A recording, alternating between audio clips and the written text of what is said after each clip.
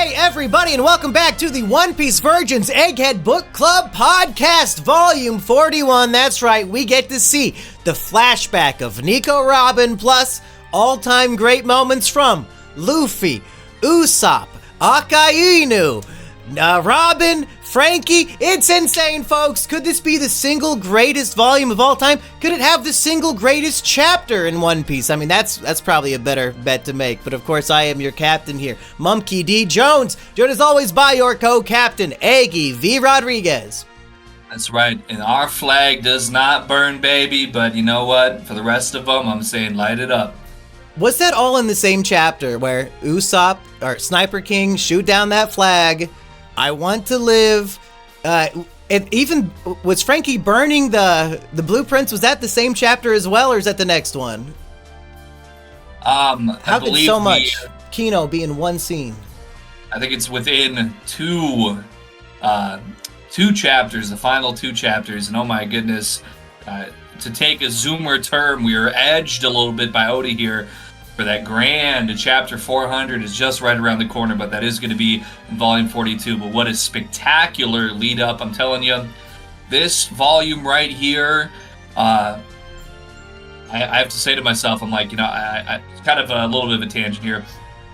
Recently, I was falling asleep to worst PlayStation 2 games ever or something based on critical score. And I heard a game, and it sounded like a game I was familiar with called State of Emergency.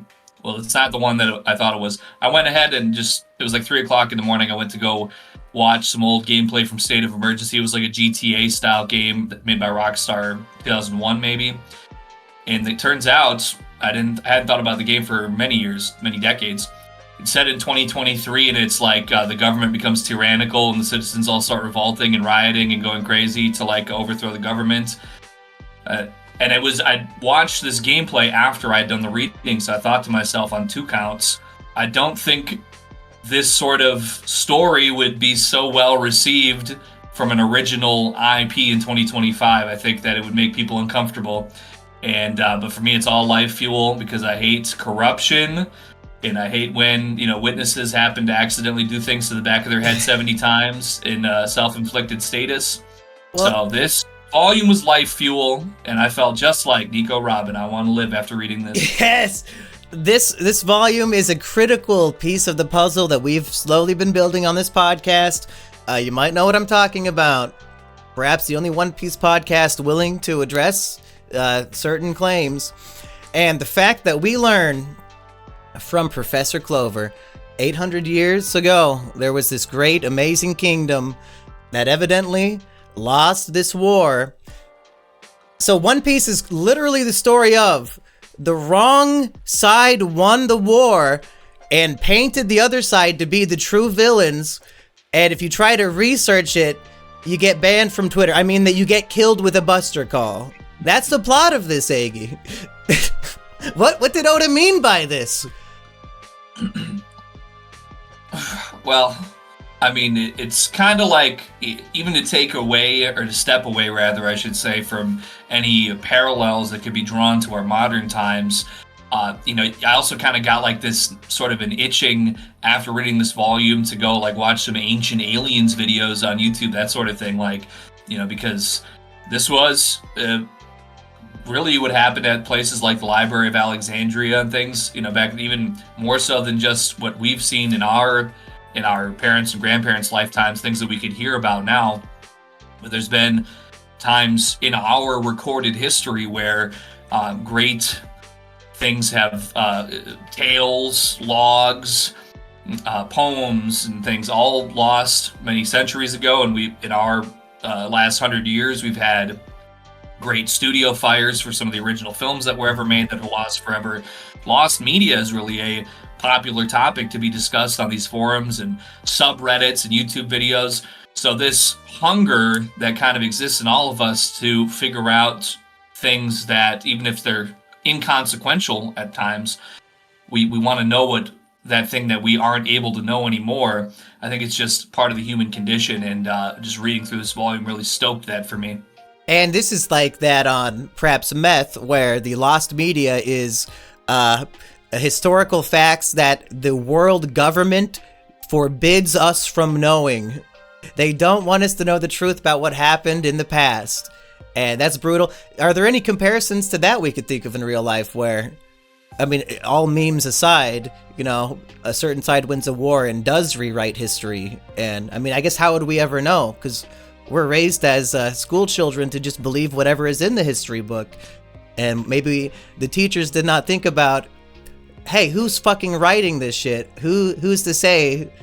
Maybe the people who actually know what was going on back in the day died. And then some other dude just made some shit up and wrote it down in a book. And we all believe it as fact. I was a very fortunate child because, I was in school from 1998 until 2010. So for many of those years, those were the George Bush Jr. years, who I don't care for at all. I'll just let that be known. But my teachers were very not pleased with the Republican governance at the time, and we got a lot of lessons. I had teachers that would be like, listen, you know, they don't want us to, you got to question everything the government does, man. They're trying to pull one over on you, man. Which they didn't feel quite so much that way towards my graduation time in 2010 for some reason. Which they already had me, you know, people don't know. I used to work at a co-op for like a year. I would do volunteer work and stuff, and I'd be hanging out with all these like, libertarians / like people that became Bernie Sandersites and stuff. Not to get all too political here, but just in the theme of being somebody who was taught to question. Maybe that's not what it is so much anymore, but in those prime years, about 20 years ago, you know, I was very fortunate to have teachers who were instilling in us that we should be questioning what our government's telling us. And I think that those teachers that I had, I think they gave me a little bit of a jump start into leaning towards in that way of thinking. I got a very poor grade, I recall, in junior high because I wrote an essay on why the moon landing was actually filmed in a studio, I think by Stanley Kubrick, I think is who I said was actually the man who filmed the moon landing in a studio for jingoism. Was that what it was? We were trying to win the Cold War. And my teacher said, you are so full of BS, you're lucky I don't fail you. But, you know, he's a hater. It is what it is. Was he there? I mean, how does he know for a fact that he can judge you so harshly? Yeah, you don't believe the critical source that I read. And you know, Oda is a Japanese man. Okay, and the Buster Call, complete annihilation of an island. It makes you think maybe of a nuclear bomb being dropped on Japan twice. And here in America, our government tells us it was the most noble thing. We just had to nuke all those Japanese innocent people. It was the only way to stop the war that Hitler had already committed suicide from. It was the only way. And yeah, I think our government definitely is trying to make our citizens think complete slaughter and massacre of innocents is okay. And it's the same shit in this One Piece world. It's, you know, it's despicable how the government will propagandize and make us okay with horrible slaughter. I'm not even going to bring up Israel today, but, you know, that's just how it is. Yeah, it's really interesting. It's sort of like we're living in, however you feel about it, at this point in time, like in the last 20 to 30 years, it has been a time where dissent has been so able to proliferate, compared to historically speaking. Before, you know, there was secret societies, speakeasies, underground taverns and caves and all this stuff where dissent had to be so far away and you had to be initiated in certain ways to even be able to sit around a table of other dissenting people. Now, for the most part, you can talk your talk on YouTube. If you get banned from there, there's other websites. And it's interesting because maybe you could say that overall we might be the most complacent also, but, you know, the running thread of tyranny, it's been going on for longer than we could possibly know, I think. I think that probably covers our top of minds for today, and I do need to catch up on a membership that I missed last week, so let's do that while it's top of mind right now. Eggy, newest member of the Measly crew is Connor 7000. What should he be? Well, I gotta tell you like this. There's a slot machine called like something 7K, if it's like Diamond 7K or something like that, and they call it 7K because you can win up to 7,000 times your wager. Now, listen, on these windy seas, the man needs some entertainment. I think it's high time we got our game master in Connor 7000. You know, he reminded me of a game I like to play. So I think he could be a man who could officiate some ball in a cup, maybe some. I mean, we had to have picked up one deck of cards at some point with all this. Well, as a game master, I assume if we're ever doing a Davy Back fight, he'll be like the announcer and the host, the MC of Davy Back fighting. Yeah, I think we need a man who's versed, and he's feeling that way to me. He gets to fly around on a giant bird with the megaphone, shouting mean things to Nami. That's right. Speaking of him shouting mean things, he commented 1 hour ago on our episode, volume 23, King Cobra is a sicko, so the end of Alabasta. He comments, "Come the fuck on, Mumkey, stop spoiling shit." Now, I have no clue what he's talking about. I'm not listening to the 90-minute podcast to know what I spoiled. So I asked him, what did I say? Do you have any inkling, any guess? You think he's mad that I said Gunko and Shamrock land on a giant branch? Because some guy was mad about that. Yeah, it could be. I know you had just, was that this morning? That must have been last night, right? Because we were going to watch Lilo and Stitch, which you can catch the review for that on the Simmy and Jimmy Treehouse channel. Make sure to like and subscribe. It might be one of the weaker Is It Kino episodes. You could probably skip it. If you think we're sleepy right now, think of us 50 minutes sleepier. Well, it's a plug for the channel anyway, but he went and stepped off to go read the latest chapter, which released yesterday, which would be May 1149, folks. And I was getting comments today as well. Mumkey, did you read chapter 1149? It's fucking brutal. Spoiler alert. I thought when you stepped out of the room to read it, so there's no way I could have observed any of your reaction. You stepped back in the room because then we were going to watch that film, and you didn't spoil anything at that time. But can't remember exactly what the circumstances were that you were going to start talking about. Was that like at the end of each major arc or something? I don't know, because I don't feel like you've done it in a while, but which is fine. But I guess for the super possible spoiler segment, is that what you're talking about? Possible that volume 23 could have been one of those particular times that was happening, though. Well, no, it was not a super spoiler segment. He told me what I said. Stop spoiling shit. What did I say? He says, you heavily implied Pell survived. Now, we need to talk about what constitutes as a spoiler. Things that I consider details and perhaps even mistakes in the story, others, I guess, can perceive as spoilers. I tend to disagree. I think a spoiler is something that would be better experienced in the story than hearing about it beforehand. And at the end of Alabasta, I think Oda's the one who implied that Pell survived, if anything.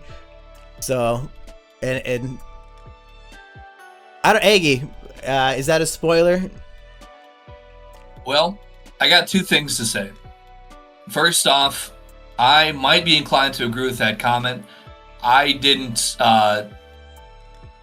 denigrate my experience at all, but as I do recall, or I seem to recall, I think you might have made that implication, or at least I might have read. Right, but my question is that a spoiler? Even if I flat out said it before it happened, does it even matter? It's just a one-panel picture of a silhouette of him still being alive. How is that even a spoiler? Because it's irrelevant to the story. He does nothing ever again. Well, see, that's the thing right there is we'll get that information there. Now, if you said, in chapter, or you might see him again in chapter 1000 or something like that, maybe that could even be considered possibly a spoiler. We wouldn't know what his involvement is. But at the same time, I'm going to say this as the One Piece virgin who occasionally I will go back and I might go and scroll through some of the comments on some of the recent uploads. Oh, don't do that. Well, I know I shouldn't. Yeah. And I have done it very few times, relatively speaking.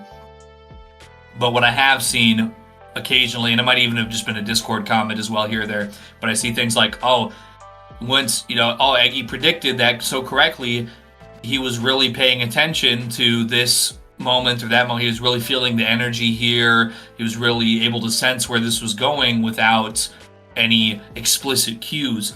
So with that being the case on occasion, I think that if you are paying attention and you really are taking in everything that's going on, you're really thinking about everything that's going on in the material, I would be led to believe, due to my occasional correct predictions and people sort of speaking on that, that if you are paying close attention to the material, you might be able to discern the likelihood of certain things already, like even maybe before it does come together. So on one hand, maybe I could see where he's coming from, but also I think, yeah, if you're getting what you should be getting out of the material, I think you're going to have things that you're going to be able to guess likely are to happen. And then, you know, if that's what happens, you already saw it coming, maybe to a degree. I think I will be more cautious about spoiling events.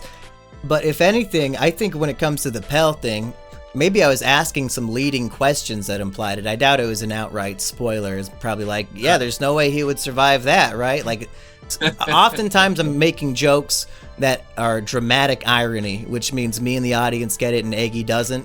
And a podcast like this is one of the only times you can do that to somebody without it being cruel. Like, making jokes to somebody, but it's not at their expense, like in a bad way. It's because he just hasn't read One Piece yet. So, if anything, it's stuff that Eggy, if he ever listens to this after reading, will be able to laugh along in the future. So, hopefully those aren't spoilers. I'm trying to make, you know, little things that the audience can appreciate. Yeah, and I think that is the right thing to do because, yeah, I'm every other day of the week besides my reading day and the recording day, I continue to wall myself off from any osmosis. I don't know if we spoke on this last week, but there's a Brazilian Luffy meme going around where he's doing some sort of like entranced homoerotic dance. Doesn't seem to be spoiling anything though. Well, whatever that episode was of Izukino, I posted the GIF in the chat. For some reason, I imagined it was like a cosplayer doing a homoerotic dance, and it was filmed. But no, you're saying it's just a One Piece GIF. He's like a zombie from Plant vs. Zombies in the face, like kind of cross-eyed and like drooling, and he's like lifting his shirt up and like dancing to like Hamayoko say Hamayoko say. I don't speak Spanish or Portuguese or whatever. That might be a spoiler for, you know, the next Gear. We've seen Gear 2. What could Gear 3 be? Brazilian street performer? Yeah. You know what? That might stop Lucci dead in his tracks. Okay, I think that's all the comments worth reading. People said they liked the idea of us having a guest on every 5 episodes. So maybe volume 45. Nobody was too upset with having Heartsy, so maybe he can come back. Maybe we'll get E-Rich in here. I don't know if we have any other friends who have read One Piece. Weekend Warrior, but he's hard to get a hold of. He's busy being a doctor and cutting off people's penises. Go listen to Izukino for that lore. Speaking of lore, Eggy, go ahead. Well, I was just going to issue my statement here. When I contemplate, well, the only person who I know in real life that's gone through One Piece is my cousin, and he's only free on like Saturdays because he's a hardworking man, and he recently got into an accident and broke his arm. Oh my god. Does he want to do a One Piece podcast? I'll get your cousin on here. Maybe I'll float it by him. I'm gonna say probably not. I don't think he's, but you know, every now and then when we're having drinks together, he'll be like, "Hey man, that YouTube thing you got going on, you should show me how to do that stuff, man. That's some cool stuff, man." So maybe he'll be interested, but I wouldn't say to count on that, but you know, I'll float it by him. I could get my cousin Joey, but he doesn't know how to read. Much like all the anime-only One Piece fans. Anyway, let's go through the cover story real quick, getting some great adventuring from the various Baroque members. Eggy, speaking of Eggy's correct predictions, did Eggy not say, "Oh, this Mr. 3 all tied up"? I don't know. That might be Mr. 2. Well, I do believe that I did feel that out. Now, if it had been Mr. 3, I think he would have had some defensive mechanisms also, but it wasn't. Is Mr. 2 in his most Mr. form I've ever seen. You know, he's got like a regular haircut, minimal makeup, and he's even got very hairy legs. So you know, this is before that became popular among the ladies, I think.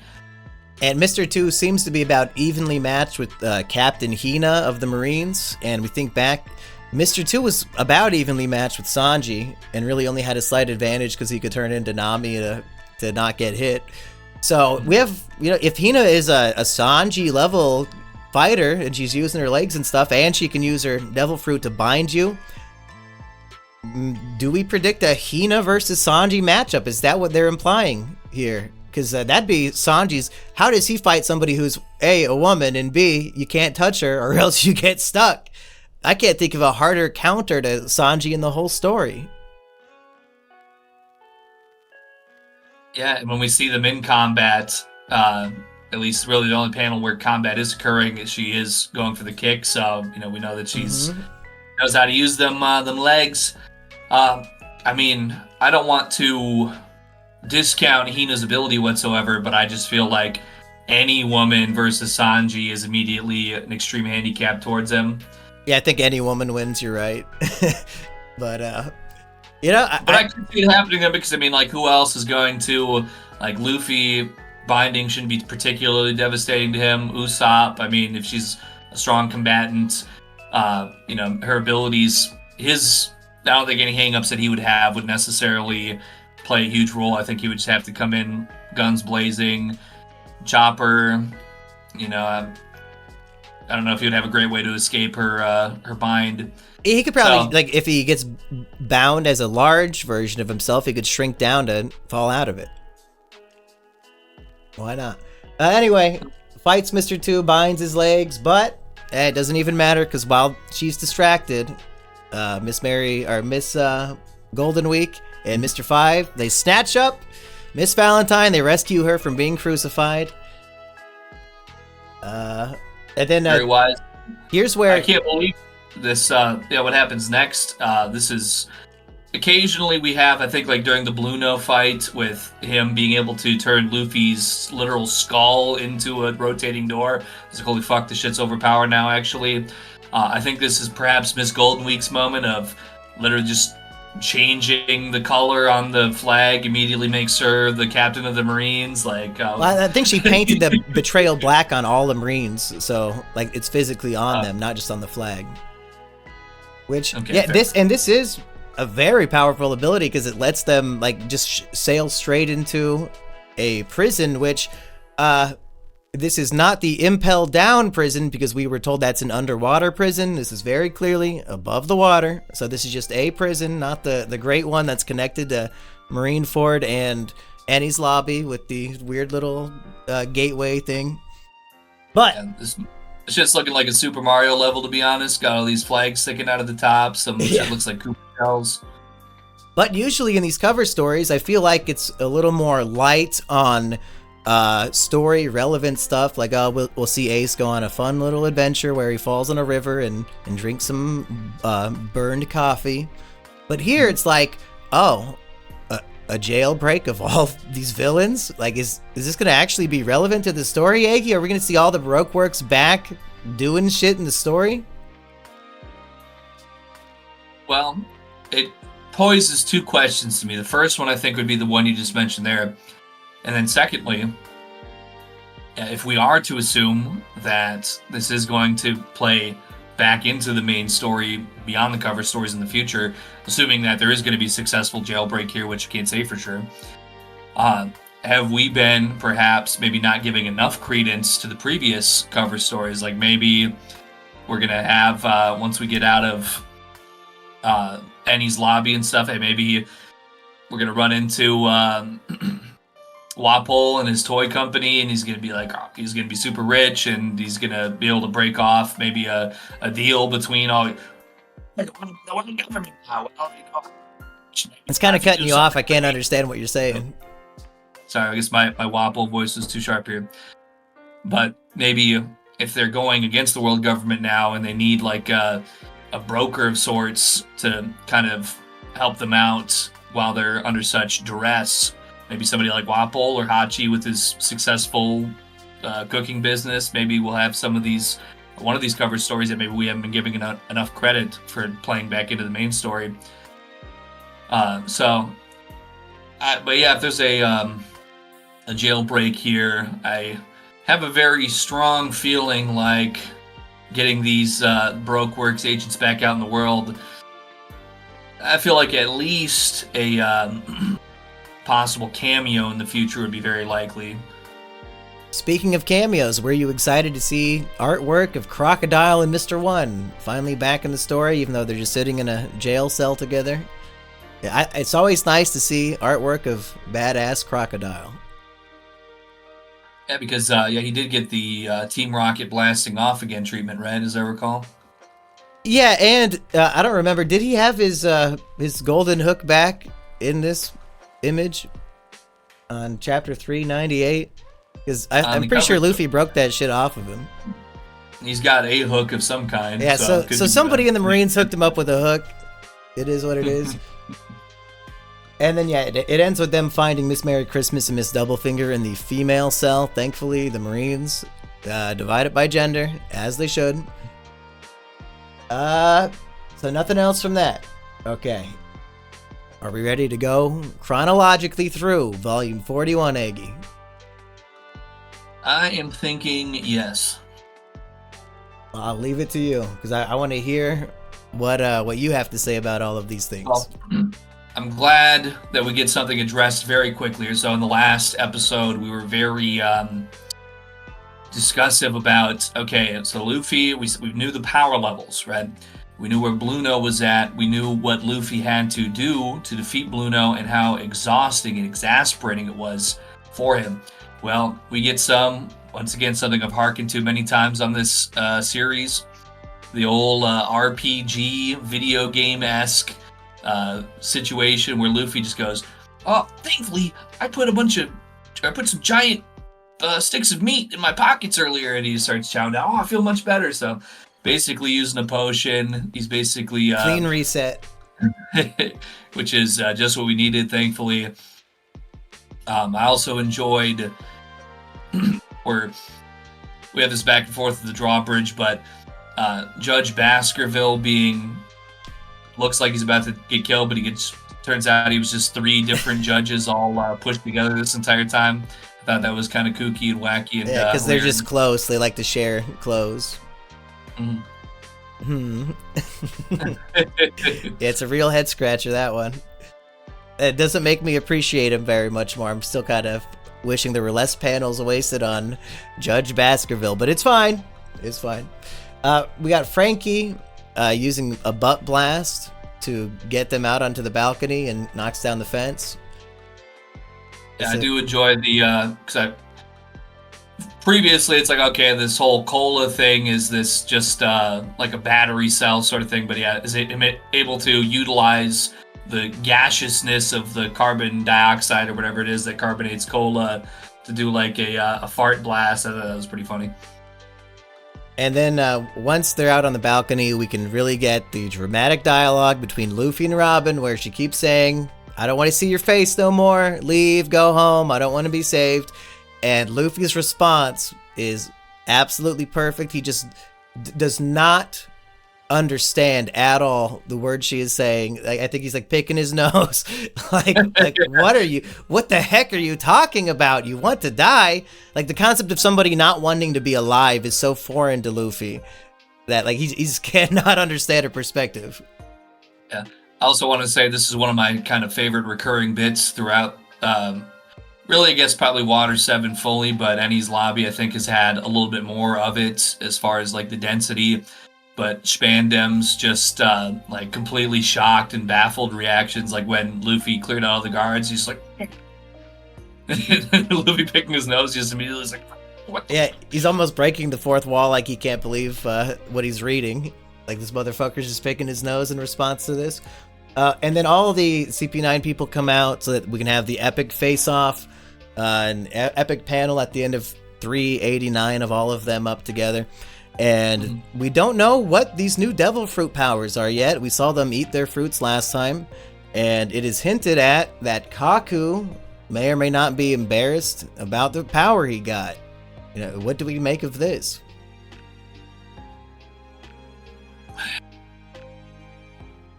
I don't know if I have enough necessarily to, unless I might have missed something maybe, but I don't know if I drew any great inference out of what I was given here to really know what that might be. I mean, there's anything that would be considered embarrassing I think there's a lot to speculate about there.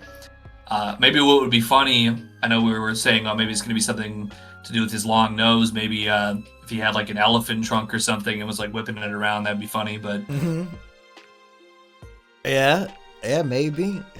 We don't really get any other hints about that, but I think it's interesting that one of their strongest guys has perhaps a detrimental fruit, maybe, and it'll be curious to see what it is and how he utilizes it as a strong fighter. Meanwhile, go ahead. Look, maybe just a thought. Like, we know the impact dial, for instance, it's those impact dials. There needs to be this force applied to them for them then to emit their power. I don't know, maybe there could be a devil fruit like that at some point, that there's like a damage shield fruit or something where you need to get beaten up a lot in order to like reflect the damage back twofold or something. Not sensible, but just speculating anything that could like be a mirror force, magic cylinder, devil fruit. That'd be good. In the SBS of 389, we get a laugh out loud moment for me. They want to know when all the guard dogs are coming out and they're like talking to each other, what were they saying? And even the guard dogs were gossiping about Jabra getting rejected by Gathrin. That's the talk of the town, even for dogs. Bro, he's not even rad. Why are we rubbing these people again? Jabra is kind of Chad. I mean, he's not like a big fat freak like the guy with the zipper mouth. So yeah, he's got that explosive volatility. I mean, I'm not going to make any sweeping judgments about what women are attracted to, but I'm just saying. He's got facial hair that I would love to have myself. So we have all the CP9 up on the balcony, so now these Straw Hats need to catch up with Luffy on the roof of the courthouse, which I like. Zoro, he gets lost again and realizes, wait, why am I getting lost? I just need to go up. So he uses an attack to destroy the ceiling above him, and it just so happens that Nami and Chopper have been cornered and are about to be killed, and then Zoro's attack destroys their attackers. So, a great, fun way to just get the characters where they need to be. He could have done it in a lazy, boring way, but he made it funny. Thank you, God Oda. That's right, and a very epic panel following all of them situating themselves there where they're all positioned and facing upwards towards Robin and CP9, like really just the gang's all here. I like that the sound effect portrayed in the text there's because you could just, I'm all about visualizing how this would come together in my mind, like a little bit of an anime twist as well, like just put it together in my mind. That's how I really enhance my reading experience. I can really just see that as it's panning across all of them, and you can really feel the emotion. You got Chopper's just really going in on it, and everybody else is kind of just giving their strong faces. Sanji's lighting up because you gotta take a couple puffs, I mean, he's always puffing anyway, but take a couple to get loose, get ready for the ultimate combats that we have seen up to this point, perhaps. We'll see about that. And what if I told you that in the anime version of this scene, when it's the showdown, they're all looking at each other, the two groups with the drawbridge, the anime does some filler, and they recap every single Straw Hat's life story up to that point over the course of like 8 episodes. So all that build up, this epic war at Enies Lobby, we finally get the showdown with CP9, and then they hit us with 8 episodes of filler. And then I don't even know if the Robin flashback is before or after that. So then you have to like wait another 12 episodes. You're just like so desperate to see them start fighting. And the anime cucks you for probably 8 months.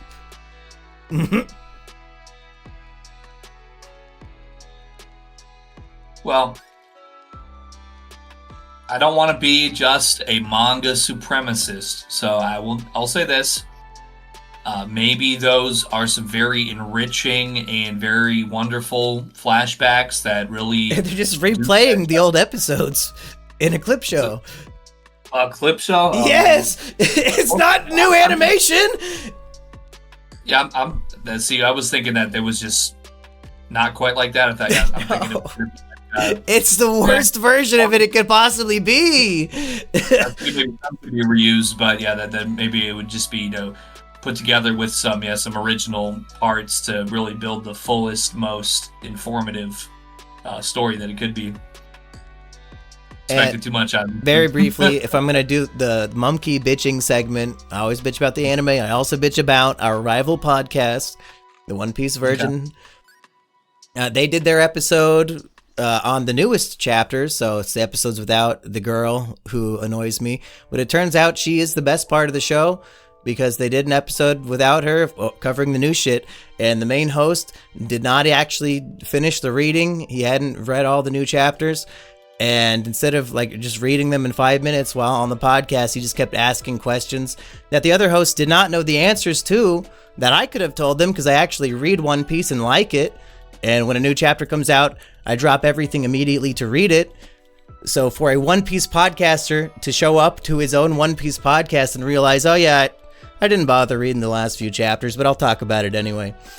And then he's asking ChatGPT for answers about what happened in like the last 5 chapters of One Piece. ChatGPT, that is like a year behind on relevant shit and then gets everything wrong anyway. And then he's reporting ChatGPT's wrong answer to his audience. A show that gets like 100,000 views probably. I don't fucking know. Aggie, why are these people allowed to breathe? I hate them. And people listen to this shit and like it. I listen to it so that I know what we're up against and I know how to be better. I used to be on that show. Can you believe it? They used to have somebody who knew about One Piece on that show. I mean, I have to say that's to not read one chapter of manga for your show that is extremely popular and profitable. Yeah. It might be an all-time low for this entire year of what a human could possibly bring to the table, in my opinion. And then to ask ChatGPT because your other co-hosts don't know the answer to your simple question. Well, here's actually something that just came to mind to me, because I know I follow some YouTube channels that talk about like trends, right?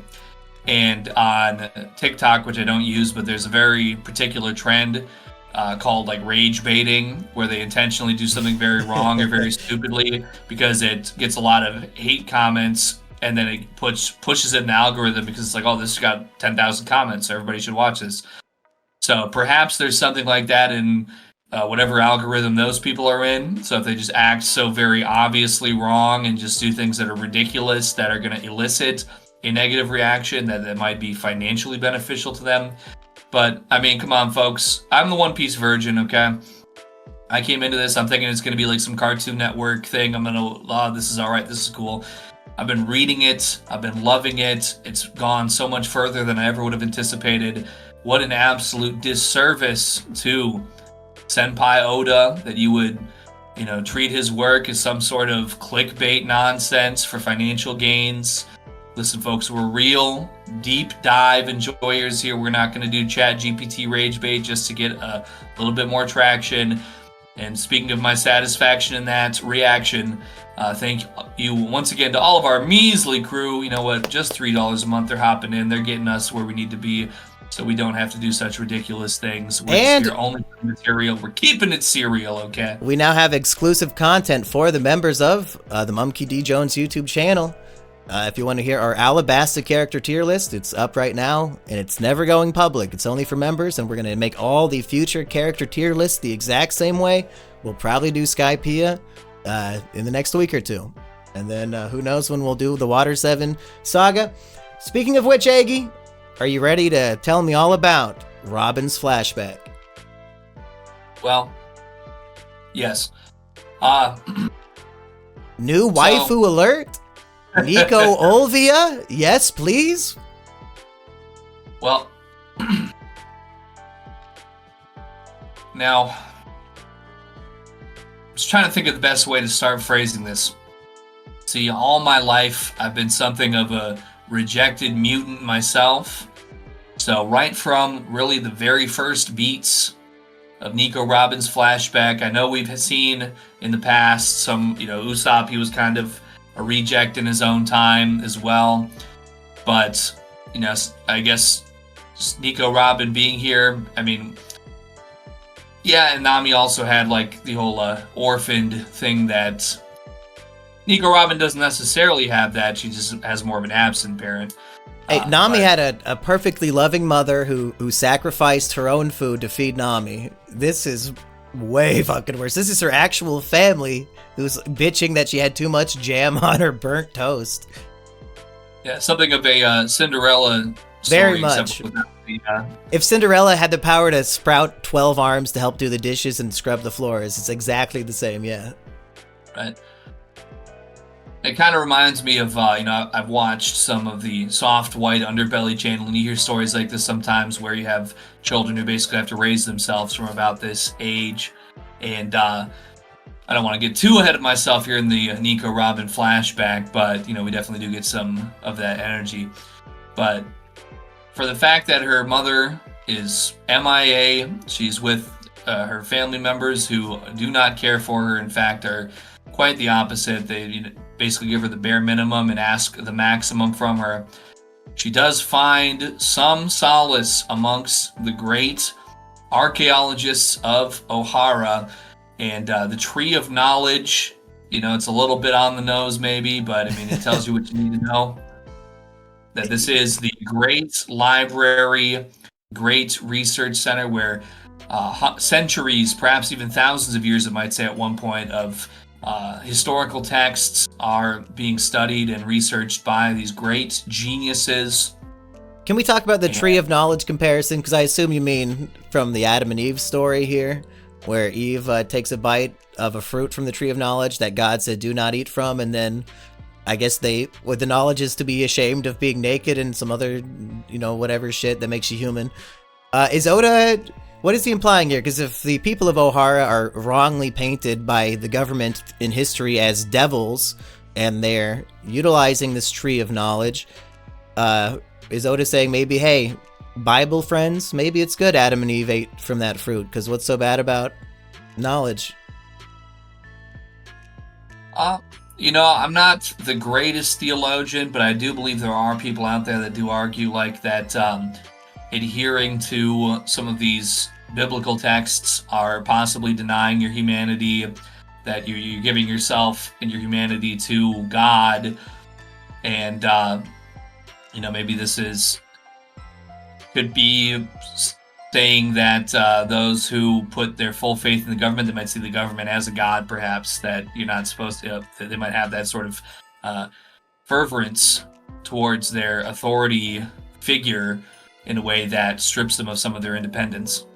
Yeah, there is a lot of ideas percolating out there that in the absence of religion, people will you sort of have their political party be their religion, like not in a literal sense, but spiritually it fulfills that hole inside of them that people like me can fill with One Piece instead. So, yeah, it's pretty sad. But we really get the ground laid here with the Archaeological Society, the scholars, and Nico Robin finding her place here in 391. But I was quite entertained in a different aspect by the SBS here at 391. We got the quote, representative of all girls says, Mr. Oda, you're guilty of sexual harassment. To which he responds, what? I didn't say anything that could be called harassment. I have no idea what you're talking about. And then he immediately responds to Nami loving man in great depth about Nami's bust measurement. And I appreciate that because he's self-aware of the claims of misogyny, and he wears it proudly, and it's very funny, and it's based. In my time, we call that a man of culture. If you could see a drawing of an anime woman and immediately know all the physical intricacies and measurements and so on and so forth, that's just being an expert, maybe even a scholar, you might say, just like the scholars of Ohara. I find it interesting that Robin already has her devil fruit. So we still don't know how she got it, why she ate it, or any of that. And when people get their fruit powers at a young age, like Luffy did, they have a lot more time to grow and develop those skills. And I think that's why Luffy and Robin are so powerful in their adulthood, or at least in Luffy's 17 years oldhood. So will we ever find out how Robin got her fruit? I would like to see, but maybe it doesn't matter. Probably it doesn't matter. I like that as a comedian, Oda can make tragedy very funny. And the absurdity of leaving a note for Robin that says, we're going out to celebrate a birthday. please clean and scrub the whole house and only eat one piece of bread. Like, it's just so brutally mean and cruel. The over-the-topness, some might say is too over-the-top. I say that's what One Piece is everybody is an extreme version of what they are, I guess. Yeah, I think it also is, there's a limited amount of space here. We have such a vast array of things going on. We have lead up to Enies Lobby. We have the possible lead through the gates of justice, no return. And we're cutting into the flashback. So you really get just a small window to get these points made, to get these emotions invoked. And I think that by being extreme in those small windows that you get, you're able to leave enough of a lasting impression that it's able to carry the sensibilities throughout the entire flashback portion. Professor Clover says that the Tree of Knowledge is 5,000 years old. So that's a whole new scope. We thought the Void Century being 800 years ago was like, oh, what a huge epic scale of a story. But Clover's saying, hey, there's 5,000 years of history in this One Piece world that we have written on the books in this tree that are about to be obliterated and thrown into a lake. And countless scholars have lost their lives in the last 800 years researching the Void Century. Aggie, we have more information than ever about this Void Century. Do you have any new inklings or predictions about just what it might be that the world government doesn't want us to find out? Well, let me see here. Taking from a previous point in this, I guess I'll say the whole Water 7 arc, even if this is technically its own thing with Enies Lobby here. With Pluton, when we're back in Alabasta, we're told about Pluton. We're told it's a great weapon. I mean, I'm thinking it could be like a chemical weapon. I wasn't even sure what exactly that is. When we go through the backstory of Tom and Water 7 and this Pluton, I'm thinking, okay, it's sort of a, I'm thinking like the Samson option, I think it involves Israel, but like they have a bunch of nuclear weapons in self-defense if they ever need to launch a bunch of stuff that is a last measure, a last resort, maybe even has a similarity to a Buster Call. But so I'm still kind of putting through my mind now as the Pluton, it is forbidden to research the poneglyphs. We know that it's a crime. And this Pluton weapon figures in there somewhere, and it's a ship. So I'm thinking to myself, like, okay, this is like a, they don't want this blueprint to be available because they don't want anybody to have this grand weapon.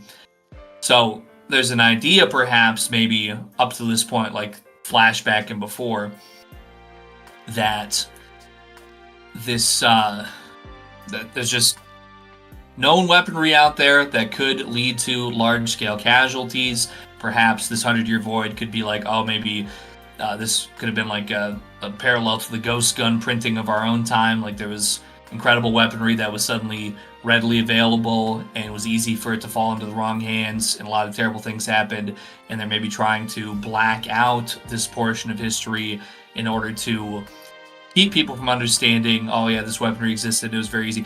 Not just in the fact that people could then maybe replicate that weaponry or find some way to get the same sort of power themselves, but also because it's going to reflect very badly on the world government that maybe that weaponry could have existed and could have undermined their authority so significantly. So that was probably, I think, where my mind was at with it leading up to the flashback. Like, oh, this was just a really poor look for us in the government, that maybe there was this great uprising or great empowering of the populace beneath us that really undermined our authority, and so we want to black that out. And I am skipping ahead a little bit, but while I'm in the mode of asking Aggie predictions, I do want to ask him about this. When Clover is giving his big speech to the world elders, the Gorosei, the 5 elders, he is about to name this ancient kingdom that went to war with the world government 800 some odd years ago. And for some reason, this triggers them, because right before he can say the name of the kingdom, they have him shot. Evidently not shot dead, because then he's just fine in the next chapter, which is like, okay, probably could have just kept saying that sentence then if you're still alive. But Any predictions about this, Aggie? What could this name be that just saying the name means he needs to be shot? Well, once again, what comes to my, I'll say for context that I have a little bit more of a maybe nuanced take, a little more well-rounded by the end of the volume. But at that point, I'm thinking to myself, okay, if there was, let's say, this kingdom, this kingdom might have represented this populace or this group of people or whoever was involved with manufacturing weaponry like the Pluton that was so great and so powerful that it might have immediately undermined the authority of the ruling class. That to speak on it is maybe considered to be very disrespectful to the world government, really just something that is derogatory and highlights their incompetence or their inferiority at this period of time. And historically speaking, I think even just to bring up something that could be derogatory towards the ruling class in the presence of their enforcers that might have been, at a point in time, worthy of such force as being shot. So that's just kind of how I read that. It wasn't like the word of it could be powerful beyond that, like, oh, if I was to mention this word, this might invoke something in the minds of people that they could all be knowing what to look for in their own research.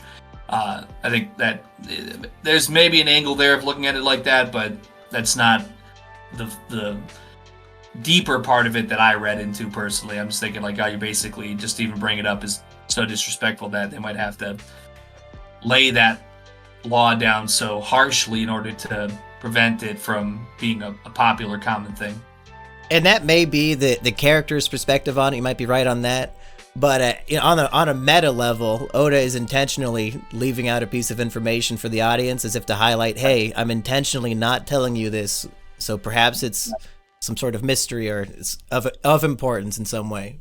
Which, I would love to know the name of that kingdom, because what kind of mystery could it possibly be? The ones who I don't know. The ones who stood up in when nobody else would, perhaps, maybe, just based off of what we know right now and what they might have known and what power they might have had, that was very threatening to the world government. So Robin, other than these scholars, not a friend in the world, but who washes up on shore, Aggie? What could this giant's name be?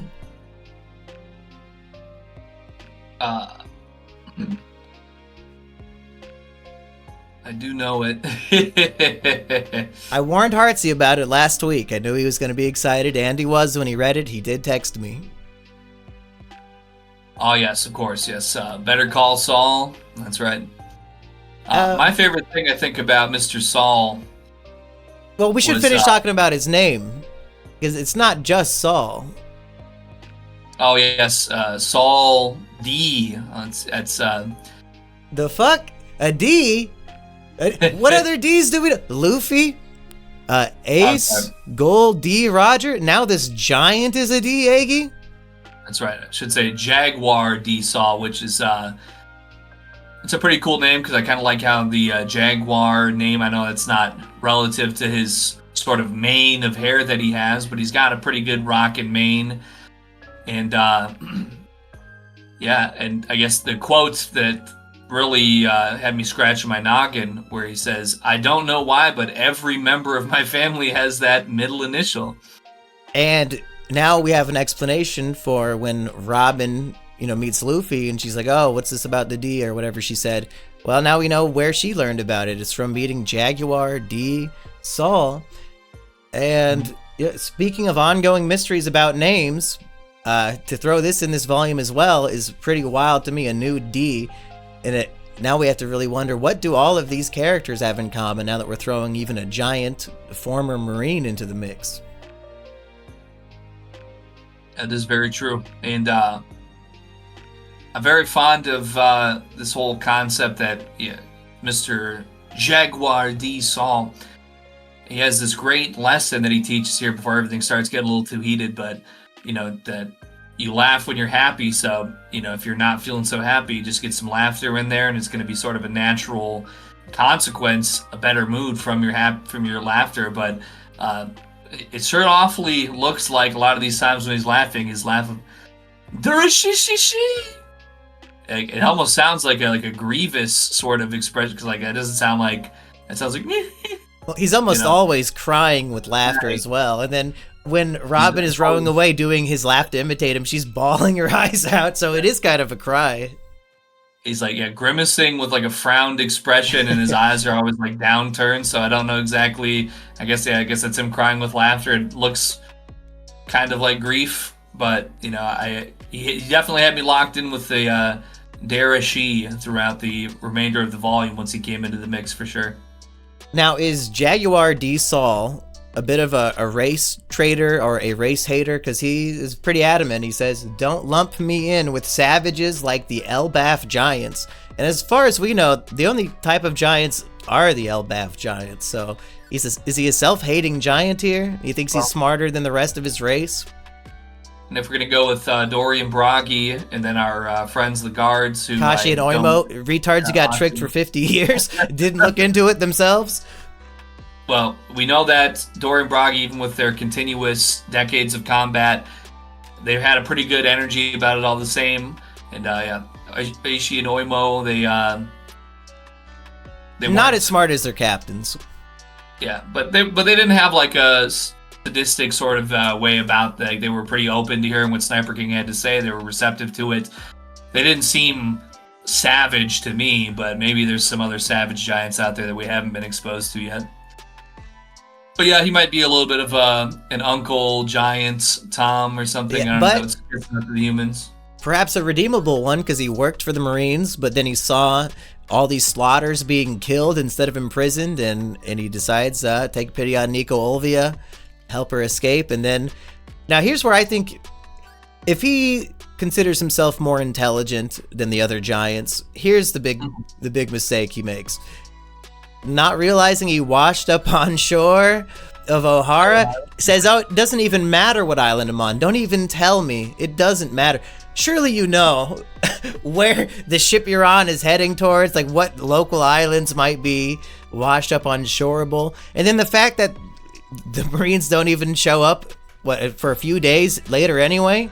What is this timeline? How did he wash so far ahead of shore? I don't know. But he should have spent some of that time finding out that he was on the Hiroshima island. Yeah, I think maybe it's the size of his body. Maybe he got washed faster with the waves, or maybe the propulsion of the waves pushed him a little faster. I don't know. I have no clue, but very convenient that he washed up there. And then another big mistake. Is it just me, or do Nico Olvia and Nico Robin have the exact same face? Drawn exactly the same way. The fact that he does not recognize Robin one day after meeting Olvia, I don't really like that. Well, I feel like Nico Olvia, she has the same face as the adult Nico Robin. I actually, when I first was opening the first chapter of the volume, and I believe, let me just double check here. So yes, the child Nico Robin is on the cover story of volume 41, some books behind her. Without knowing where this chapter was going to be going into with her history, my first thought that this was the child with Kokoro. I remember Kokoro and Chimney because, I don't know, I'm sorry, but their Checker, whatever her name was, the young girl that was at the station with them, slipped my mind again now, but I thought that was the girl from the train station, Kokoro's granddaughter or whatever. You said Chimney, you got it right. That's her name? Yeah. I thought that was the rabbit's name. The rabbit? No, it's Ganbei, I think. Yeah. So yeah, I thought that was Chimney on the front here. I did not immediately recognize that as a child Nico Robin. But yes, Nico Olvia in adulthood definitely looks exactly the same. But I'm not sure if I would say that the child Nico Robin has such an immediately obvious resemblance. Okay, well then, Jaguar D Saul, I take it back. You're only half retarded. You should have found out what island you washed up on, but otherwise, let's see. You think you'd see the tree, right? I don't know. What was that? You would think you would see the giant bulging tree, but maybe there's lots of that. I don't know. Yeah, he's kind of conveniently on like the other side of a cliff or something. I don't know. But we also find out why Robin was so terrified of Aokiji, because he might freeze Saul to death a little bit right before her eyes. Yeah, is this his original name is Kuzan? Am I reading that correctly? Yeah. Because Aokiji, of course, is just a nickname that means, I think, blue pheasant. Mm-mm. And it is interesting here, yeah, by the end of the volume, that he kind of happens to be the most forgiving, the most gracious concerning the situation compared to his Marine comrades, which I guess we kind of, I don't know, I mean... Well, we have Akai Inu, or Aka Inu, the red dog, who we heard about, volumes and volumes ago. I think this is the first time we actually see him, and he orders the evacuation vessel of all the non-archaeologists to be blown up and everybody killed. He believes in absolute justice. If there's a 1% chance that an archaeologist is on that ship, they all have to go. It's like Bruce Wayne in the Batman v Superman movie. Absolutely brutal, heartless, vicious, awesome man. What a way to introduce a guy. Yeah, that was, I think we had some inclinations or predictions in the previous volume, the previous episode, that we're going to have a strong distaste for the government here. And, well, watching the government brutally murder its own innocent civilians, that will definitely ramp up some anti-government sentiment, surely. Kind of reminds me of that great film we just watched, Mission Impossible. I know we haven't done a Izakino on it yet, but spoiler alert, there might be something in that movie where they think it's lay good to kill millions of your own citizens for a greater cause. Well, thankfully they had a black female president, so she was smart enough to not go through with it, spoiler alert. That's right. What were they thinking? They really thought when they were making that movie, Kamala was going to win, and that, oh yeah, we'll throw in our black female president. I'll get into it on the Izakino, goddammit. Okay. We didn't even mention Spandam's dad is Spandine. This man, so it turns out Spandam, we might have wondered, how did this guy with a power level of 9 end up in charge of CP9? Well, it turns out he's a Nepo baby. That's right. Spandine specifically says, make sure my son gets my position. Like, what the fuck? I hate these people. And it's, I think it hits heavier just because of how fucking real it is. Pardon my French, but it's just, once again, a little bit of a touch of self-insert here from like Nico Robin, her being like this bastard mutant child that is like considered a horrifying beast that gets rocks thrown at her or whatever, and just the contrast to her being pursued by these government agents who just fall into these incredibly powerful positions. They don't have any real reason that they should be having these positions other than the lineage. And obviously we can see in Spandam's case, he's extremely power hungry, very insecure, very cowardly. And if that just ain't the gall-darn truth, am I right, One Piece Tube? I'm thinking I am. He's like the government version of Wapol. Like, Wapol's a Nepo baby. All kings are fucking Nepo babies. He was handed this kingdom, and he's just a huge tyrant dickhead. I like that Oda shows that sort of Nepo baby shit in various positions of power, and how corrupt and horrible it is, and that we need somebody with a straw hat to punch these people in the face. We need it. Who will be the man? Who's the Nepo baby that needs punched next? Here's a quote from Professor Clover, Eggy. Coincidentally, the 100-year void ended 800 years ago, which marks the birth of the world government. If the world government happened to be the enemy of the people who were annihilated, we can conclude the 100-year void contains a history that was inconvenient to the world government and hence erased. So the UN, as we know it, that they talk about, oh, it's these 100 and some nations united, that formed right after this event that they don't want us to know about.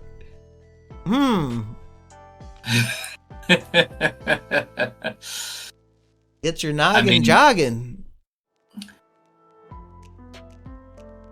how do I want to phrase this? It's just sometimes it's almost like how I mentioned before, as I'm reading into things prior to the flashback, you'd think that this severity that they treat all this with is because that they felt so undermined, before they were able to regain their power. Like they have to be so absolute that it can never happen again. And I feel like for this to be known, certainly, like this isn't anything to do with the poneglyph or any real forbidden research as far as I could tell, to know that the 100-year void immediately, the end of that immediately marks the beginning of this new power structure of all these nations, like coming together in this new, maybe sort of order that encapsulates the entire world. Captain America, New World Order, my favorite film. That's right. It's sort of like an additional, like, disrespect to the populace which is governed. Like, hey, let us, we're gonna crack our neck here real quick. Yeah, whatever just happened in the 100-year void. No, we're powered up now. We're all coming in together. All the rulers are coming together to really oppress all of the populaces together.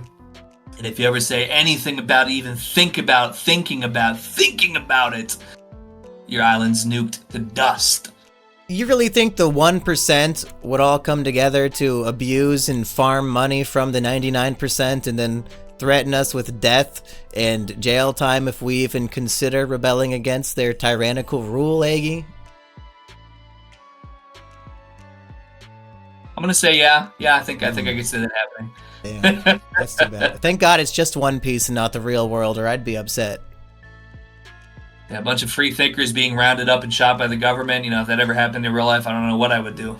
Now, back to, I was asking you before about, okay, he gets shot before saying the name of the kingdom. You're a little iffy. I forgot this little bit in his speech right before that. Clover, one way or another says, hey, you guys are, saying you're here because the ancient weapon, we're going to revive it to destroy the world. It's all a red herring, okay? Okay, the ancient weapons, it might be on your agenda, but really, the true thing the world government is actually afraid of is people learning about the Lost Kingdom. And right before he says the name, that's when he gets shot. I don't know, I think, how could the existence of a kingdom be more threatening to their rule now than the revival of like a nuclear weapon? Well, when I think about our parallels to One Piece in our reality, I think about the Kingdom of Atlantis, which, was... yes! It was marked on maps, like back in the 1500s or whatever, it was still being written on maps. And all of a sudden it's like, oh yeah, never mind, that never happened, and it was all a lie. Meanwhile, some of these folklore is that they had extremely advanced technology. We know now our computers, our computing chips are made out of things like gold, are an essential component. So if these were great kingdoms that had a lot of gold, maybe they could have used that for technological purposes. I think they used to think that Atlantoids might have just like flown around the world and built the pyramids. Yeah, maybe it makes more sense that slaves that were fed beer for a living are carrying them up like wheat and beer rams or whatever. But I mean, I feel like we have some obvious things that maybe don't make so much sense in our immediate history that we can't question so much. Is this an Aggie official prediction that the Lost Kingdom is an Atlantis-type society, perhaps even underwater? Well, I think it would track if the poneglyphs are saying something to do with the effect of Pluton, let's say. Now, we know that there was this blueprint in possession by Cutty Flam in Water 7. So there's something very tangible there beyond, I think, what the poneglyphs themselves have revealed thus far. But I would like to believe, and maybe in the same way that in our reality, where did all these pyramids come from? So you got pyramids in South America, you got them in Africa, you got them in other places that I don't remember immediately. In any case, the poneglyphs could be something similar to that. Yeah, that there was a great advancement, perhaps, by this lost kingdom to where they could easily enough, anyway, relatively speaking, get these stones inscribed and placed around in these different locations to leave traces and clues for what they were not able to pass down in this lost century otherwise. Eggy prediction. Do we think the Straw Hats are going to find this lost kingdom? Do you introduce a lost kingdom in your story and not have your main character find it? Well, I think the way that this volume sort of trends towards, if we want to just mention it, so throughout, a big message that's relayed in Robin's backstory by the scholars of O'Hara and Professor Clover specifically is like, hey, one day you're going to have, those friends that really make sense to you. They're going to be there for you when you need them.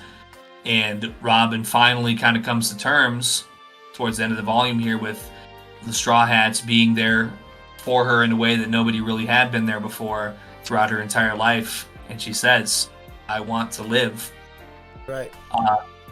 I think with her saying that, with her submitting to saying, I'm going to continue to be a part of the Straw Hat crew, if she's going to be there and they are going to continue on there and they're about to have a lot going on, if they are, invoking the wrath of the entire world government, she might as well be sticking with them because she's going to always be on their shit list for eternity due to her background in being able to decipher the poneglyphs and working towards those ends also. I think it would just make sense. And if she's going to be there and they're all going to be continuing on, I think it's almost inevitable that there's going to be more poneglyphs that are going to be discovered in these journeys and travels. And it's there. Might as well read it because you can, and it's going to be important, and it's not doing any more damage to your reputation than you've already suffered thus far. So I think that if we get more poneglyphs and they have some sort of coordinates or some sort of information that could lead to either more knowledge about the Lost Kingdom or directing the Straw Hat crew in that direction, I think it's very likely. I think this volume, perhaps in particular, changes what One Piece is for me. Like it redefines what the story is about. And if you go back through it from the very beginning, it's sort of always there in the background, like, oh yeah, Marines are corrupt, but it is what it is, that's life. But to find out that there's like this ancient secret and that the entire structure of the world is built around it and that we're not allowed to know what it is, so far, the intrigue of the story is, okay, there's a pirate treasure called the One Piece, and we want to know what it is, and we'll go along with Luffy on his adventure until we find out. But this, trumps that for me, because suddenly, this ancient mystery and a big government cover-up, I want to know the answer to this more than I want to know the answer to what the One Piece is. And right. I wonder, are they going to end up just being one and the same? Because if you're the author, do you really put a better mystery in your story than the title? Well, I think that it definitely, we could see these being related because what do we know about Gold Roger? So I think the last reference that we've kind of had about him known to us was back in Skypiea, that he had come through and had accessed Skypiea in a certain way, and he had, made contact with Gonfall.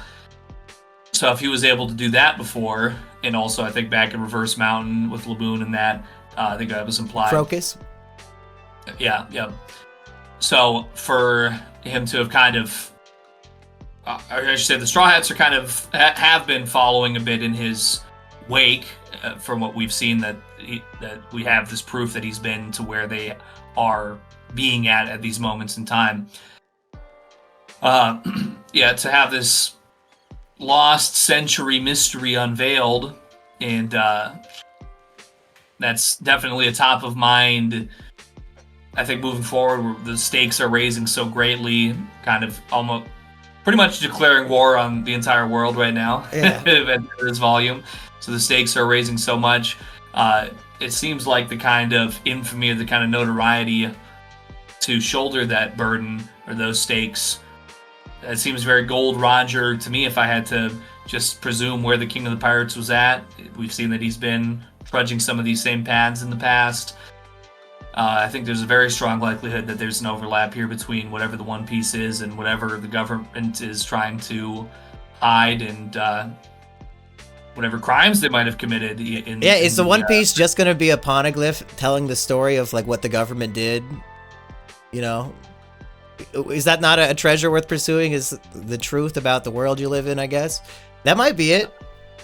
I love truth. You know, I would think possibly I would be satisfied if the story is good. Yeah, as long as it's like a good story, sure. So Spandine activates the Buster Call, so now we can see what Robin has been so terrified of that she would rather die than have her friends face it. And it's really just a bunch of battleships blasting cannons at the island until it's nothing but ash. Which, I don't know, Luffy can kind of gum balloon cannonballs, can't he? This is what she's so fucking afraid of? Cannonballs? Yeah, I would say it probably for her perception of it from a child, for one, and then also the damage is being sustained to everything that she did love. Kind of her feeling the burden for that, for her kind of having her outburst. Just because she needed this belonging with her mother and kind of being so not so strategic, like, oh, I have to be having this adult cunning mind. You know, she just has this mind of where she's been treated terribly her entire life. She's basically losing her only companionship that she's had, and now the companionship that she sought with her mother is right there. She's never been able to have before, and that now that's basically ripped away from her also. I think the trauma of this whole situation makes it extremely painful for her, and then it also then leads into her whole existence of needing to, you know, crew hop in the future to be able to put herself first, or that her presence is perpetually destructive for the situation she finds herself in, even if the people who are taking her in are after her bounty and things like that, is what's explained. Yeah, like once again, we fell for the propaganda. They say, oh, every organization Nico Robin joins falls apart. This flashback I read was they all try to betray her and turn her in and kill her, and she has to like fuck off and leave. So Right. like we always keep falling for this world government propaganda about people. She didn't even destroy a battleship. She was completely innocent. They shoot Saul in the face with a cannonball. He's fine, and he picks up a battleship. Like, Jesus. It was Saul the whole time, and they pinned it on Robin. Right. And, I mean, yeah, basically, I can't remember if Spandam reiterates here before or after the conclusion of the flashback. But basically, yeah, it's just this thing that's been drilled into her head over and over again. You know, you are at fault. Your existence is a crime. You're very, you know, anything you're a part of is doomed. And yet, it's complete gaslighting from the very beginning, because her mother basically departs in a noble sense to begin with. You know, their research is what leads her off of the island. Her family treats her poorly because she's not their actual child or whatever, and maybe she's a freak. She's got devil fruit powers. She's then again feels responsible for the Buster Call just because she happened to be privy to what her superiors were researching. And yeah, then just the repetition of her whatever stability she's able to find momentarily ends up collapsing due to her reputation, notoriety, and her inherent knowledge that she couldn't really do anything about. This is just how she had to make her life come together in order to continue living. So even if she says prior to this revelation at the conclusion of this flashback, oh, you know, whatever, I'm ready to die. No, it's only my existence has only ever been a detriment. This all is, yeah, complete fabrication and gaslighting on the part of the world government, that they're sadistic, violent, cruel, and totally destructive nature towards anybody who would even know something that could go against them. That what the force that they're applying, the violence they're applying, is being courted by her just for her inherent knowledge, and she has nothing to. There's no way she could really go against it at this point. I mean, she was a child. There's no real forgiveness that you could put forward that's going to resolve the situation or absolve her of her sins. They want to torture her to death in the most brutal way. Yeah, I like as the flashback ends, we sort of get a picture of Robin's entire life. Like we jump through as she ages and all the different people who betray her and the different groups she joins. Oh, I guess I have to join pirates because they're outlaws just like I am. And at one point, we see teenage Robin, and the dialogue says, "I'm 16, I'll do anything." And I was like, damn, Oda, that's rough. Like, I can't imagine the horrible shit fucking Robin went through. Hopefully that just meant I'll assassinate people, but that's rough. I'll just say, I think I previously inaccurately attributed this to Professor Clover, but it was actually Jaguar D. Saul who said, someday for sure you'll find friends who will protect you, as he was being frozen and kind of letting her off to escape. And then Aokiji, I mean, he kind of opted to spare her there in that way also. But he warns her, hey, you better not do anything bad ever. I'm going to come get you. And she doesn't really have a choice of how to live her life at that point, so... It's kind of a false dichotomy, because I think there's been, it's, something I haven't had to personally experience myself, thankfully, but you hear this a lot. I follow a lot of urban media, and how they say, like, probation is kind of like a trap in that way. Like, you might be arrested for, let's say, selling drugs, because you're very impoverished and you need some money, so you're selling drugs. Okay, well, they arrest you, all right, we're gonna let you off with a 3-year probation, and if you violate that probation, you're gonna be in a much more severe punishment, but they just let you back off on the street. We're starving to begin with, and all you've known is something that's illegal trade or illicit, and there might not be other opportunities for gainful employment in your area. So it's kind of set up in a way a bit as a trap. And I don't know how true it is necessarily, but in some dramatized media, they'll be like, oh, the cops, like an undercover person who's trying to go buy drugs from the guy who's on probation just to catch him up slipping and everything like that. So might be something kind of a similar nature here with like, oh, well, as long as you don't utilize that knowledge you have, then won't have to come kill you. And then you're like, basically, I have no other option with what you can do with the cards you're dealt. And then his attitude when we meet him on Long Ring Longland, though, like he's not vicious. He doesn't immediately try to kill Robin, even though she's like terrified of him. So I don't know. I still don't really get his viewpoint, because he does give her that warning, but he then lets her go away just because he owes Garp a favor, and freezes Luffy and lets him go. So he's not really that serious about it. Like, if he wanted them dead, they'd all be dead. It kind of reminds me, I know this was technically filler, but was that G9? Was that the one that we watched? G8. Or G8? Yeah, where like the commander's kind of like, oh, well, it is what it is. Oh, those guys, hey, they're getting over there. Ha ha ha. I guess that did happen. Yeah, maybe they're entertained by Luffy. The vindictive guy from G9 kind of has, or G8 rather, I'm sorry, has a little bit of a Spandam-esque quality also. Condoriano, that guy? Being like the ultimate government bootlicker with sadism on the mind. Spandam, he wants to activate the Buster Call, and Robin tells him, hey, if you do that, they will destroy everything. Not just your enemies. All of us will be destroyed.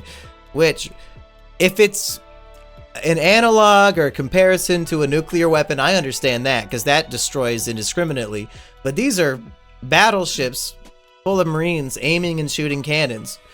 Why the fuck would they destroy their own people just because the Buster Call's activated? They can't use any brain power, brain sense, common sense to just shoot the pirates? I'm guessing the Buster Call is just like the nuclear option. I know I made that analogy before, like the Samson option, where it's like, oh, if need be, then we're just pressing this button. It's going to nuke every capital city in the entire world regardless. So maybe it's something along those lines where if it needs to come to the Buster Call, it's more imperative that it's total destruction and nobody escapes versus, picking out our few people in the midst. If they were allowing themselves to get into such a situation that necessitated the Buster Call, perhaps that speaks to their incompetence, and maybe we're better off just getting rid of them too.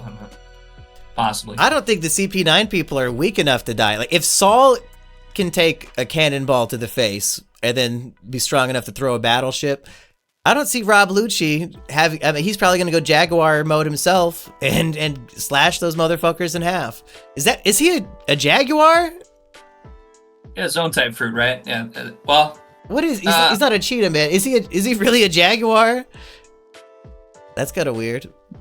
He bears resemblance, I'll say that much. Yeah, I don't know. Yeah, what the hell is Rob Lucci? That's funny that there's two Jaguars in the same saga. Anyway,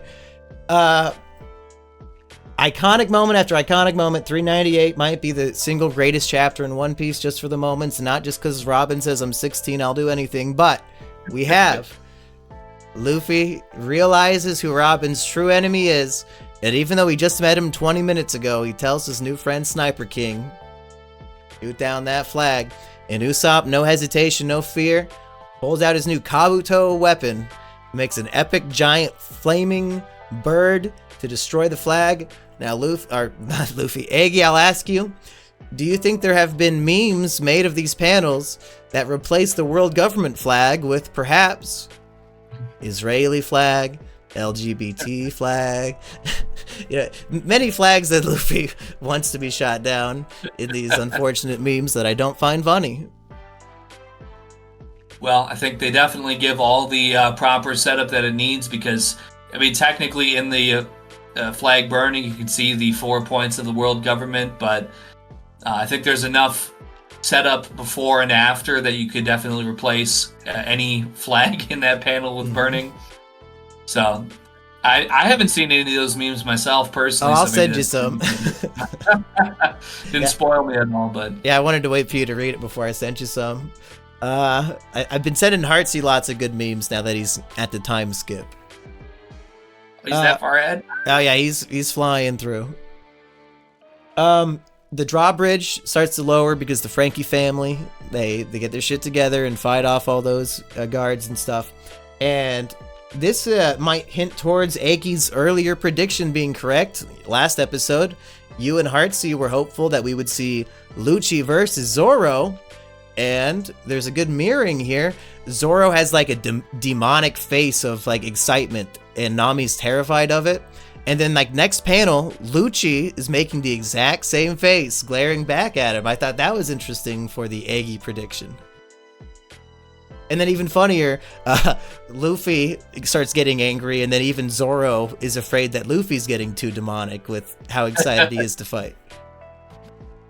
Yeah, I thought that was an interesting choice of words there because I don't know. There's a lot of things, I read too much social media, so everything's demonic nowadays. Like if there's anything, it's demonic. But like Luffy just making like a generally angry face. I mean, he's telling them to shut up. Like he's still pissed at Frankie for making Usopp abandon them, and Frankie's like, "Dude, Usopp's right there." Like Luffy still doesn't know. That is a good bit. And then more epic moments, of course. Like you said, Robin has her "I want to live, take me to sea with you." I think last episode I said the single most iconic One Piece moment of all time's coming up. Well, might have spoiled what I think it might be, but it might be the "I want to live" moment, closely followed by Alabasta arms raised with X's and the Enel face when he finds out Luffy's made of rubber. I don't know if there are any more iconic moments than those three. Well, I just want to say, pretty much at the conclusion of the volume here, but the Rocket Man coming back, still going strong, bursting through the courthouse. They say basically, we all need to leap in this particular way, just a total leap of faith. Into the bottomless waterfall pit. Yep, and the Rocket Man just comes at the exact perfect time to push forward. That's what ends the volume, but yeah, I mean, I got a lot out of the flashback for sure, but man, it is just, they are absolutely stellar. Everything really out of everything, just the dialogue and the events that are happening, the energy, the intensity, the artwork is epic. Everything going on that following that flashback throughout the rest of the volume is just perfection, really. 41 is a great way to get us as hyped as possible, not just for the story, but for the fights to come. And I think that might be it for covering this volume, Eggy. Do you have any predictions for what is to come in volume 42 and beyond? Well, I know that I am certainly ready for some fantastic CP9 combat in the next volume. I'm hoping to get some reveals of devil powers from Shakira and Kaku. There's the name Shakira. I keep on calling her. The one who accuses people of sexual harassment? Yeah, Shakira's not her name. It's something else. But Khalifa. I want to see those devil... Khalifa, yeah. Well, that reminds me of another famous woman. But I'm ready to see what these devil powers have to bring to the table. I'm ready for some epic combat. Robin, we have her back on our side. I'm just so hyped, and I'm hoping it's just lots of action. Woo! Yeah, we've got Spandam trying to take Robin to the gates of justice, so hopefully he doesn't get there before we can stop him. But we got a lot of enemies to get out of our way. Excited for volume 42. Some people say it's the meaning of everything. Others say it's the definition of death. Maybe one and the same yet again. Anything you want to plug this week, Aggie? No, I think I will be working on some stuff. I've got some music that I want to work on because I think I might want to film a music video on an upcoming little trip that we're taking, and I think that might be a good time for it. So stay tuned, but I'll keep on working on what I'm working on. All right. I think we have to end this by saying, One Piece, people. That's right.